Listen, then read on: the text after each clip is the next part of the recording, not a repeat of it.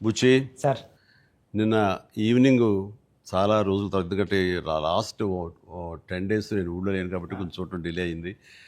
And వచ్చిన తర్వాత నిన్న వేయించుకొని చూసిన తర్వాత ఆ, ఇది సినిమా కాదు, ఒక జీవితంలో డౌన్ ట్రాడన్ పీపుల్ వాళ్ళ సఫరింగ్ అని ఒక జర్నీలా చేయించావు.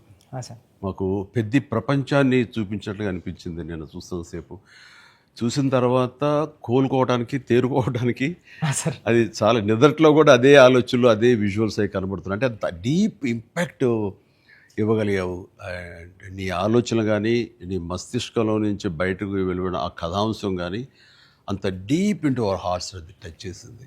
అంటే దాని ఇంటెన్సిటీ, దాని ఆ కథ ఆనెస్టీ, ఆ కథ నిజాయితీ, ఆ, దాన్ని క్రియేట్ చేసిన నువ్వు కానీ, దాన్ని ప్రజెంట్ చేసినటువంటి విధానం కానీ. అండ్ ఫస్ట్ ఆఫ్ ఆల్ నీకు నేను మనస్ఫూర్తిగా నా అభినందనలు తెలియజేస్తాను. అంటే అది ఒక ఊరి సమస్యగా మొదలైన పోను పోను పోను అది యూనివర్సల్ అయిపోయింది. అది నేషనల్ లెవెల్కి వెళ్ళిపోయి మన భారతదేశం యొక్క ఆవశ్యకత ఏంటి, దాని ప్రభుత్వాలు ఈ స్పోర్ట్స్ పర్సన్స్ని ఎంకరేజ్ చేయటంలో వాళ్ళ బాధ్యత ఏంటి అని తెలియచెప్పినటువంటి ఇది. అయితే నువ్వు తీసుకున్న కథాంశం 89లో కాబట్టి నిజంగా పరిస్థితి చాలా దారుణంగా ఉండేది. అవును సార్ అప్పుడు నువ్వు చెప్పిన ఈ ప్రయత్నం డెఫినెట్లీ అందులోనూ ఆలోచింప చేస్తానని అనిపించింది నాకు. అది చాలా మంచి ప్రయత్నం. ఒక సోషల్ మెసేజ్, ఒక దేశానికి సంబంధించి ఒక అవేర్నెస్ కానీ, మరింత సమాయత్తం చేయటం కానీ, ఇవన్నీ కూడా ఈ సినిమా ద్వారా బాగా చెప్పావనిపించింది.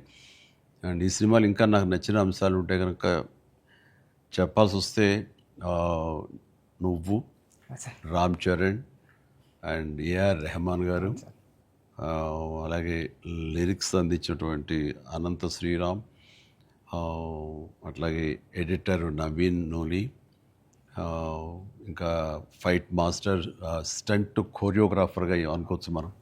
ఈ కుస్తీలు, ఈ రెజ్లింగ్లు, వీటిని మీకు స్పెషల్గా శ్యామ్ కౌశల్ గారు శ్యామ్ కౌశల్ గారు అండి, విక్కీ కౌశల్ గారు. ఓకే, శ్యామ్ కౌశల్ గారు నవకాంత్ ఆయన్ని, నభాకాంత్ ఎగ్జిక్యూట్ చేసే ఫైట్ మాస్టర్గా ఆయన్ని, అండ్ జానీ మాస్టర్ కోరియోగ్రఫీ, ఇక వీటన్నిటి ఆర్ట్ డైరెక్టర్ డైరెక్టర్ గారు అండి, రత్నవేలి గారు, దేవ్ రత్నవేలు గారు, ఇలాంటి వాళ్ళందరి కలయికతోటి, వాళ్ళ ఇన్పుట్స్ తోటి అండ్ వాళ్ళ ప్రయత్నాలతోటి అత్యద్భుతంగా రూపుదిద్దుకుంది. ఇది ఒక కళాత్మకంగా వచ్చిందని చెప్పచ్చు. And it's a timely film. And చరణ్కి ఆర్టిస్టుల పరంగా వస్తే కనుక చరణ్ అయితేనేమి, జగపతి బాబు అండ్ శివరాజ్ కుమార్, ఫెంటాస్టిక్ శివరాజ్ కుమార్, బొమ్మని రాణి, అలాగే అబ్బాయి దివ్యందర్ కొత్త విలన్గా కానీ ప్రతిదీ చాలా ఫ్రెష్గా ఉన్నారు, కొత్తగా ఉంది. ప్రతి ఆర్టిస్టు చిన్నవాళ్ళు అవని, జూనియర్ ఆర్టిస్టులు అవని, బ్యాక్గ్రౌండ్ ఆర్టిస్టులు అవని, వీళ్ళందరూ కూడా ఒక రియల్గా జరుగుతుంది, ఒక ఇన్సిడెంట్, ఒక సంఘటన జరుగుతుంది, ఒక ఊరి కథ, ఒక మట్టి కథ చెప్తున్నాం అనటానికి ఆ మనుషులు కూడా మట్టి మనుషుల్లాగా రస్టిక్గా అది క్రియేట్ చేయటంలోనూ, దాన్ని తెరకెక్కించడంలోనూ నువ్వు, నీతో పాటు నీ టీం మెంబర్స్ అందరూ, నీ క్రూ కానీ, క్యాస్ట్ కానీ అందరూ చాలా బాగా చేయగలిగారు. ఇవన్నీ చేయటానికి వెనకాల వెన్నెముకలా నిలబడ్డ వ్యక్తి సతీష్ కిలార్ గారు. ఆయన దేనికి నెరవలేదు. ఇదివరకంత గతంలో అన్ని సినిమాలకి ఆయన కొంచెం పరోక్షంగా వెనకుండా నడిపించేవాళ్ళు. ఇప్పుడు తెర ముందుకు వచ్చారు బాహాటంగా ప్రొడ్యూసర్గా. కాబట్టి ఆయన ప్రయత్నం కానీ, ఆయన గుండె ధైర్యం కానీ, దీన్ని నీ మీద పెట్టుకున్న నమ్మకం కానీ, కంటెంట్ మీద ఆయనకు ఉన్నటువంటి విశ్వాసం కానీ, ఇవన్నీ కూడా ఈరోజు సఫలీకృతం అయినాయి. అండ్ అవ్వటానికి మీరు అందరూ ఎంత ప్రయత్నాలు చేసినా సరే తెర మీద కనిపించడానికి రామ్ చరణ్ ఎలా చేస్తాడు అనే దాని మీద ఉంటుంది కదా. మీరు అందరూ బాగా నటించాడని నిన్న వాళ్ళ అమ్మ అంటుంది. బాగా నటించాడు అన్నది కరెక్ట్ సర్టిఫికేట్ కాదు రేఖ, కరెక్ట్ మాట కాదు. జీవించాడు అని అనాలి. నాకు ఆ పాత్రలో ఒదిగిపోయాడు అని నాకు అనిపిస్తుంది. నేను యాక్టర్ నాకు తెలుసు. అవతల క్యారెక్టరు ఏడుస్తూ మనల్ని ఏడిపిస్తే కనుక అది నటన. వాడు ఏడవకుండా కళ్ళల్లో ఆ భావం పలుకుతూ చూసే ప్రేక్షకులు ఏడిపించాడంటే వాడు జీవించినట్లు. నేను అక్కడ క్యారెక్టర్ చూస్తున్నాను తప్ప చరణ్ని చూడలేదు. పెద్ది కనపడుతున్నాను అక్కడ. పెద్ది తను ఏడవకుండా తన భావోద్వేగాల్ని కళ్ళ ద్వారా చూపిస్తున్నాడు తప్ప ముఖవళికల ద్వారా, మజిల్స్ ద్వారా చూపించట్లేదు. అది చరణ్ స్పెషాలిటీ. అందుకని మనం ఎక్కువ ఇన్వాల్వ్ అయిపోతున్నాం. ఏం నటించాడు అనొచ్చు, చాలా గొప్ప గొప్ప నటులు ఉండొచ్చు, వాళ్ళ సిస్టమ్ వాళ్ళ విధానాలు చేయొచ్చు, కానీ భావోద్వేగాల్ని లోపల ఫీల్ అవుతావు, ఫీలింగ్ని మునిపంట నొక్కి పట్టి ఎక్స్ప్రెస్ చేస్తూ ఆ కళ్ళ ద్వారా పలికించడం, అది చూసి మనకి అరే నువ్వు ఏడిస్తే బాగుంటుందో అనొచ్చు, కానీ మనకి గుండె పిండేస్తుంది. మనం ఏడలేని సిచ్యువేషన్స్, కానీ ఏడిస్తే బాగుంటుంది అనిపిస్తుంది. ఇట్లాగా టోటల్గా అరెస్ట్ చేసేసి తను చూపించిన విధానం, ఎస్పెషల్లీ అప్పల్ మరణం దగ్గర నుంచి తన మోటివేట్ అయిన ఇది నుంచి ఇంకా సినిమా గ్రిప్పింగ్ వెళ్ళింది, ఇంకా డీవియేషన్ లేదు. అది చాలా చక్కగా పరిపూర్ణంగా సఫలీకృతమైనట్లు. అది అక్కడ తను చాలా బాగా ప్రజెంట్ చేశాడు, పెర్ఫామ్ చేశాడు. ఎక్సలెంట్. వాడు నా బిడ్డ కాబట్టి ఇంకా ఎక్కువగా చెప్పాలని అనిపించిన కొంచెం అడుచుకుంటూ మాటలు వెతుక్కుంటూ పొందిగ్గా మాట్లాడుతాను, కానీ అది నీలాంటి చూశారు కాబట్టి నువ్వు చెప్పాలి సార్. మీరు మాట్లాడగలదు సార్, ఎందుకంటే సార్ ఇప్పుడు ప్రపంచం అంతా మాట్లాడుతుంది సార్ చరణ్ సార్ పర్ఫార్మెన్స్. పెద్ద అంటే చరణ్ సార్ అంటే పెద్ద. ఎందుకంటే సార్ ఈరోజు అందరూ ముత్త కంఠంతో అనేది ఒకటి సార్, ఏంటంటే ఏం పెర్ఫామ్ చేశారు అందరూ చిరంజీవి అంటున్నారు సార్.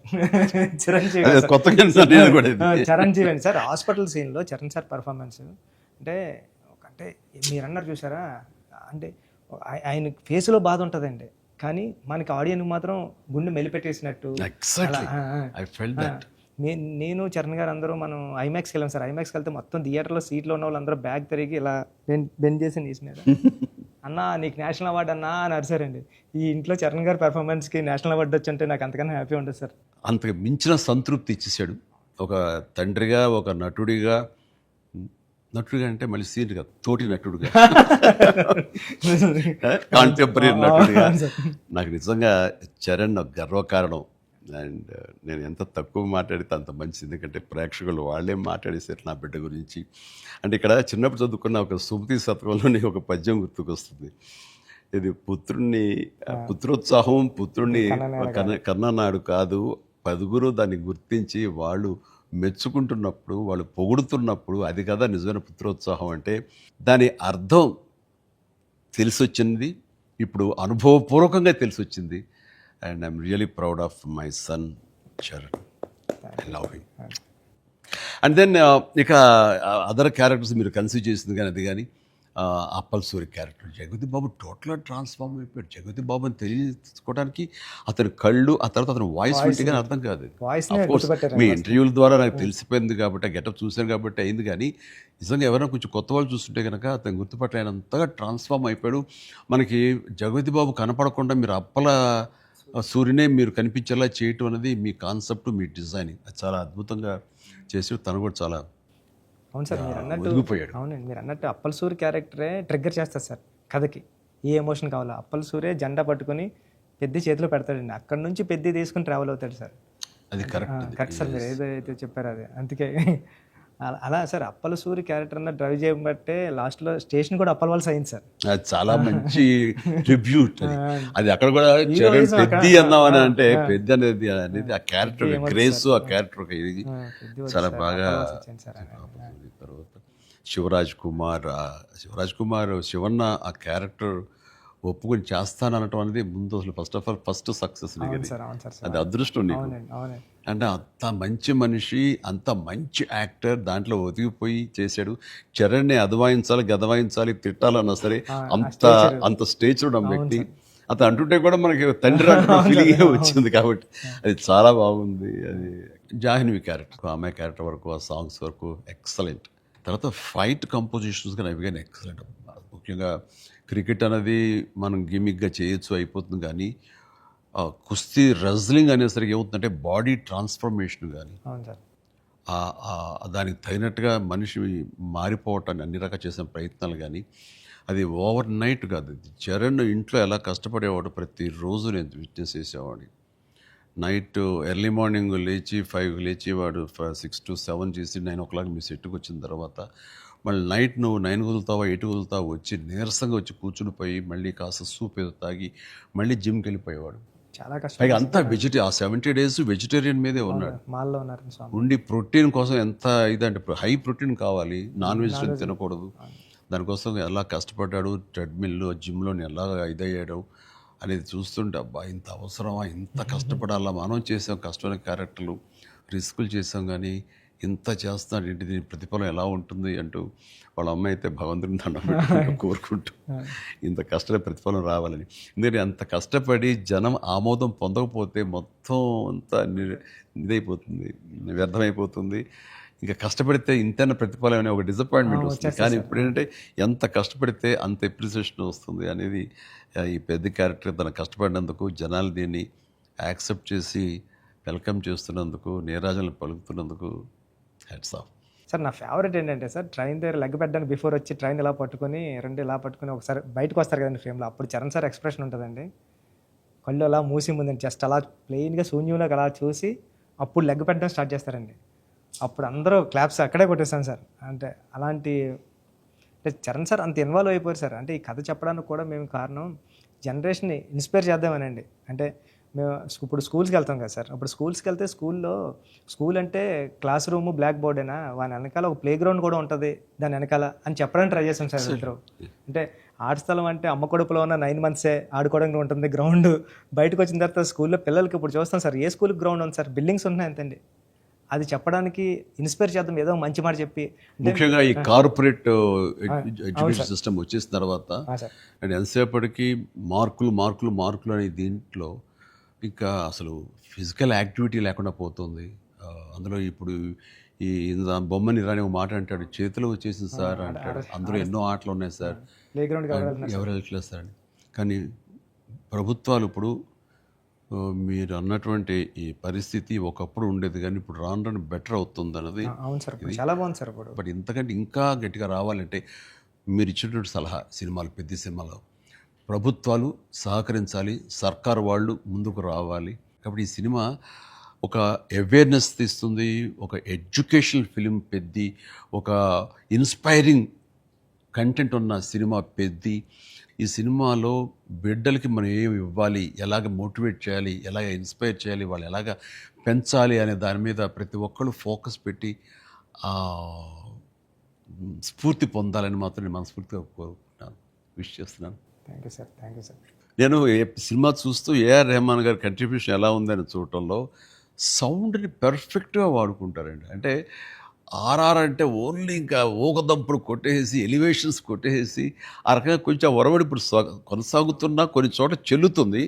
బట్ అన్ని వేళ అది కరెక్ట్ కాదు. ఇది మన మనసులోని ఫీలింగ్ని బట్టి ఆయన కొడుతున్నాడని నాకు అర్థమైపోతుంది. గుండెని పిండే విధంగా మరింతగా ఆయన మనల్ని ఇన్వాల్వ్ చేస్తున్నాడు, మనకు ఆ ఫీలింగ్ని ఇవ్వగలుగుతున్నాడు. పెద్దలో పరిపూర్ణమైన న్యాయం చేశాడు. చెప్పాలంటే ఆయన మెయిన్ పిల్లర్గా అనుకోవచ్చు మనం. మీరు అనుకోండి మీ కంటెంట్ సార్, అంటే హీరో ఉండి ఎలివేషన్ ఇవ్వడం వేరు సార్. నేనేమనుకున్నాను, చరణ్ గారు లేకుండా చరణ్ గారు స్టాచ్యూ చూపించి ఎలివేషన్ ఇద్దారు అనుకున్నాను సార్. అది అక్కడ కూడా రెహమాన్ గారు అలా లేపారు సార్, లేపారు మామూలు కాదు సార్, చాలా ఉంది. పైగా ఇది అఫ్కోర్స్ మీరు ఇంటర్వ్యూస్ మీరు అన్నారు, రెహమాన్ని ఎలా ఒప్పించావని చరణ్ చెప్తుంటేను అక్కడికి వెళ్ళిన బాడీ లాంగ్వేజ్ బట్టిను ఎవరైనా సరే అది. బట్ ఎవరికైనా సరే నువ్వు చెప్పే కంటెంట్ ఉంది, అది మెయిన్. కొంచెం విజ్ఞత, కొంచెం అవగాహన, ఆ సెన్స్ ఉండే ఎవరికైనా సరే ఆ కంటెంట్ నువ్వు చెప్పగానే దానికి డెఫినెట్లీ ఆమోదయోగ్యం, ఆమోద ముద్ర పడిపోతుంది. డిఓపి గారు అయితే ఆయన చాలా బాగా చూపించాడు. నువ్వు ఏదైతే ఒక మట్టి కథ అనుకుంటున్నావో, రస్టిక్ అనుకున్నావో, ఏమంటే ఆ రఫ్నెస్ అది మొత్తం కనిపించేలా చేశాడు. దాన్ని did his job very well.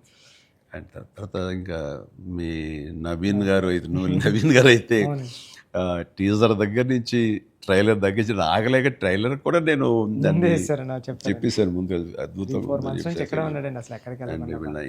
Cutting. తర్వాత నాకు బాగా నచ్చింది ఆ డిజాల్వ్ అయ్యి వస్తుంది క్రికెట్ దగ్గర నుంచి రెజ్లింగ్కి. ఇవన్నీ ఇంటర్ రిలేటెడ్గా ఉంటాయి అని నేను చెప్పినట్టుగా చెప్పడం అనేది తన ఇది.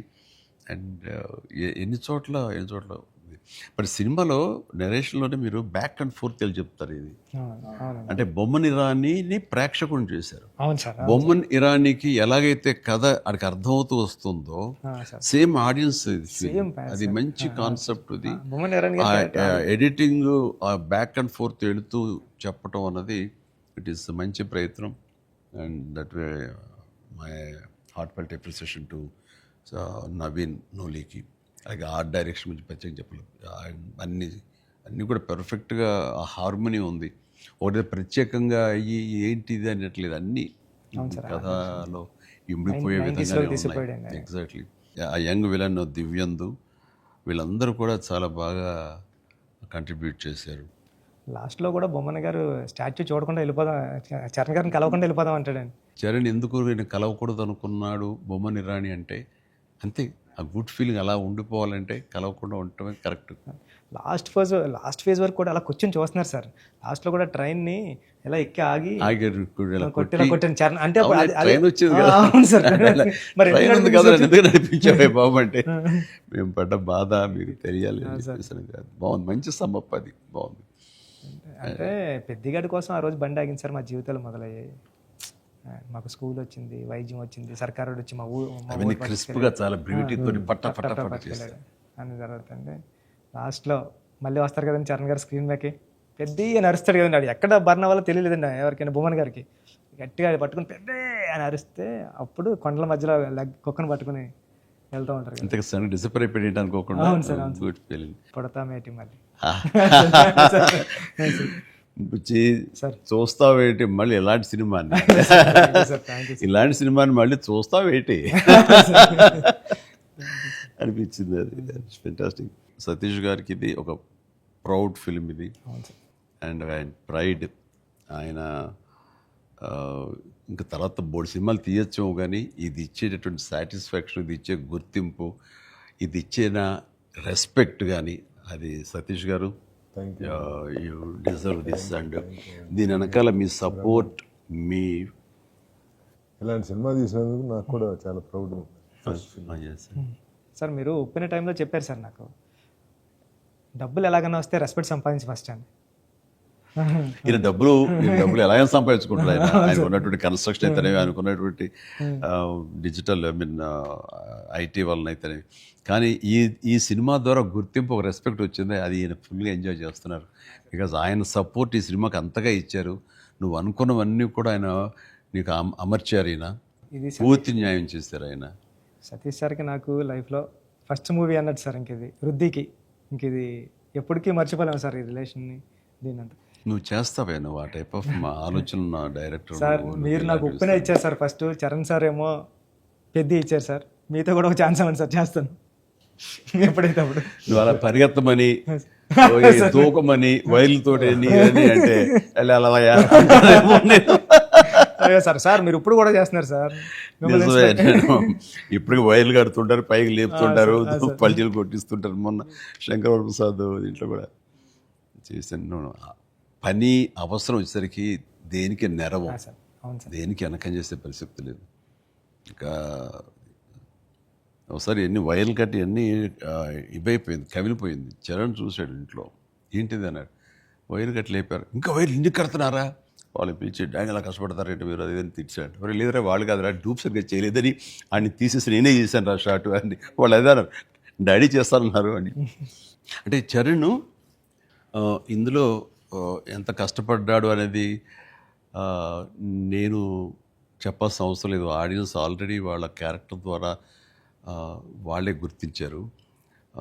వాడు ప్రతిరోజు అలసిపోయి ఇంటికి వచ్చి నీరసించి అలా కూర్చున్న ప్రతిసారి నాకు మా నాన్నగారు నాతో ఏమన్నారో, నన్ను ఏమనేవారో అది గుర్తుకొచ్చేదనమాట. అంటే దొంగ అనే సినిమాలో 8 అంతస్తుల ఒక హోటల్ పైన పారపెట్ వాల్ మీద నేను రోల్ చేస్తూ వెళ్ళినప్పుడు కింద స్లిప్ అయితే మాత్రం ఇది ఇప్పట్లా వైర్లు ఇలాంటి సేఫ్టీ డివైస్లు ఏమి లేవు, మొండితనంతో చేయటం అనమాట.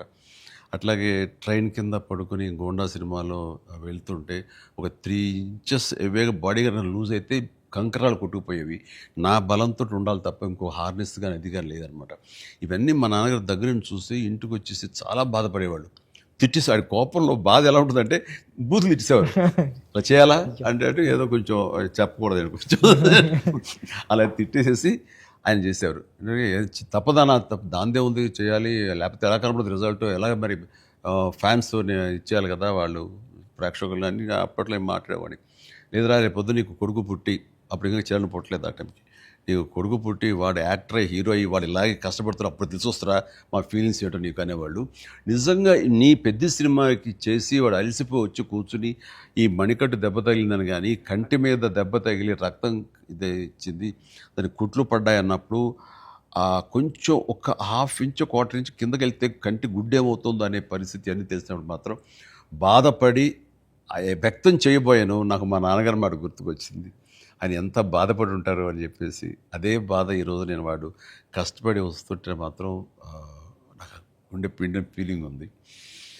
అయితే సినిమా చూసిన తర్వాత కొన్ని ఎపిసోడ్స్ గురించి చెప్పాల్సి వస్తాయి. ఇందులో ఇంటర్వెల్ నుంచి మాత్రం సినిమా మనిషిని కట్టిపడేసింది, ప్రేక్షకుడిని తారాస్థాయికి తీసుకెళ్ళిపోయింది. ఎమోషనల్ జర్నీ చేయించి ఒక రోలర్ కోస్టర్ రైడ్ లాగా చేయించి అప్ అండ్ డౌన్ చేయించి పినాకిల్ ఇంకా తారాస్థాయికి తీసుకెళ్ళి అక్కడ వదిలిపెట్టారు సినిమాని. ఆటల్లో ముఖ్యంగా చెప్పాలంటే హాస్పిటల్ సీన్ బుచ్చి నా భూతో నా భవిష్యత్తు ఇప్పుడు తలుచుకో నాకు గగురు పడొస్తుంది, గూస్ బంప్స్ వస్తున్నాయి. అసలు హాస్పిటల్ సీను వాడి నటనకి మాట్లాడుతూ అది నటనకి అది నటన కాదు, వాడు ఫీల్ అయిపోయాడు దానికి. అక్కడి నుంచి నా కంట తడి తడి తడి లాస్ట్ వరకు ఆగలేదు. All the appreciation, all the blessings, God bless him, God bless him. దానికి చక్కటి అంత మంచి క్యారెక్టర్ ఇచ్చినటువంటి నీకు hats off, hats off. Thank you sir, thank you sir. ఒకసారి ఎస్పి బాలసుబ్రహ్మణ్యం ఆయన నువ్వు ఒకప్పుడు ఆపద్బాంధుడు చేసావు, ఇంకోసారి రుద్రవేణి చేసావు, అలాగే చాలా సినిమాల్లో నీ పెర్ఫార్మెన్స్ అనేది తెలుసు. కానీ ఎక్కువ కమర్షియల్ వైపు వెళ్ళిపోతున్నావు చిరంజీవి. నీలో పొటెన్షియాలిటీ ఉంది. ఎప్పుడో బాలసుబ్రహ్మణ్యం మన కె బాలచంద్ర గారు అన్నది కూడా అతను ప్రస్తావిస్తూ నీలో ఒక కమలాసనం రజనీకాంత్ అందరి కలయిక ఉంది అంటే ఏదో మాట్లాడుతూ రావాలి సినిమాలు అంటే. అలాంటి కంటెంట్ తోటి మనవాళ్ళు వస్తే కనుక ఎందుకు చేయను, చేసే కెపాసిటీ ఉంది, చేయగలను నమ్మకం నాకు ఉంది, రావాలి అంటే. నువ్వు చేయలేనిది చూడండి ఏం లేదు అని అన్నప్పుడు నాకు అవకాశాలు రాని టైంలో హిందీలో ఒక డంగల్, ఒక చెక్దే వచ్చినప్పుడు వాళ్ళ పెర్ఫార్మెన్స్ అది చూసినప్పుడు ఇలాంటి కదా నాకు కావాలని కోరుకున్నాను. కానీ అలాంటి కంటెంట్ తోటి డైరెక్ట్లో వస్తేనే కదా మనకు ఏదైనా ఛాన్స్ అవకాశం ఉండేది. అలాంటి వచ్చినప్పుడు ఆ సినిమాకి ఇప్పుడు ఈ సినిమా కూడా అలాంటి స్పోర్ట్స్ నేపథ్యంలోనే వచ్చింది. ఆ సినిమాల్లో దంగల్ తీసుకుందాం, అది ఫ్యామిలీ ఎమోషన్ అది. అండ్ దోస్ కుస్తీకి సంబంధించిన, రజనీకి సంబంధించిన ఫ్యామిలీ ఆడబిడ్డల వాళ్ళ ఇంటర్నల్ డ్రామా గుండెని కట్టిపడేస్తుంది, పిండేస్తుంది. అండ్ నీ సినిమా ఈ పెద్ద వచ్చేసరికి రస్టిక్ స్పోర్ట్స్ డ్రామా అండ్ అవేర్నెస్ని మోటివేట్ చేస్తూ ఒక రకమైన ఎడ్యుకేటివ్ ఫిలిం ఇది. ప్రతి ఒక్కరికి, ప్రభుత్వాలకి అయితేనేవి, చిన్నపిల్లలకి, తల్లిదండ్రులకి, ప్రేక్షకులకి, అందరికీ ఒక అవేర్నెస్ ఆలోచింపచేసే సినిమా ఇది. అందుకని అవి క్లాసిక్ స్పోర్ట్స్ డ్రామాలైనా ఇది రస్టిక్ ఒక గ్రామీణ నేపథ్యంలో ఉండేటటువంటి మట్టి కథ, మట్టి గేమ్స్, మట్టి మనుషుల కథ ఇది. అందునే దీనికి ఎక్కువ లాంజివిటీ ఉంటుంది, దీనికి ఎక్కువ ఆదరణ ఉంటుందని నా భావన. అండ్ దట్ వే ఇలాంటి కథ చరణ్ రావటం అనేది నేను మిస్ అయింది, చరణ్ పొందాడు. కాబట్టి ఆ అవకాశం వచ్చింది కాబట్టి కొంతమంది చిరంజీవిని మించిన వాడు చరణ్ అంటున్నారు, ఒప్పుకుంటున్నారు మనస్ఫూర్తిగా. కానీ ఒక తండ్రిగా గర్వంగా ఉంది, ఒక నటుడిగా కొంచెం కష్టంగా ఒప్పుకోవాల్సి వస్తుంది. చాలా బాగా చేసేవారు చరణ్, లవ్ యూ. గ్రామీణ వాతావరణం ఈ నేపథ్యంలో కథల్లో అఫ్కోర్స్ మీ గురువు గారు సుకుమార్ పెట్టింది పేరు. సుకుమార్ సినిమా రంగస్థలం కానీ ఇప్పుడు ఈ సినిమా ఇది చూసినప్పుడు నాకు అఫ్కోర్స్ నిన్న మొన్న చనిపోయారు, దివంగతులయ్యారు భారతిరాజా గారు.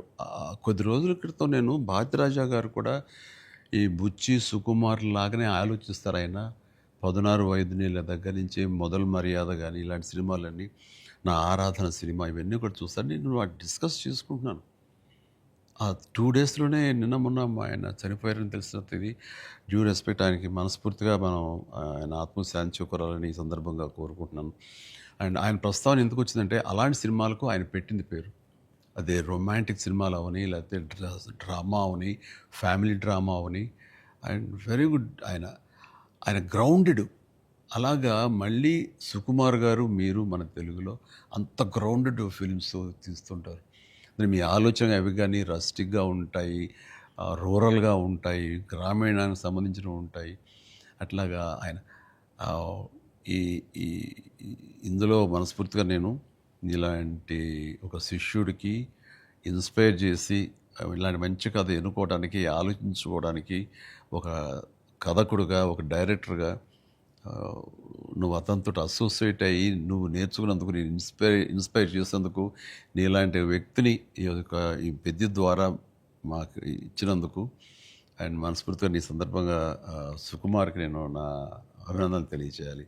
సుకుమార్, ఒక మెట్లో మాణిక్యాన్ని ఇచ్చావు. Thank you so much. Thank you sir.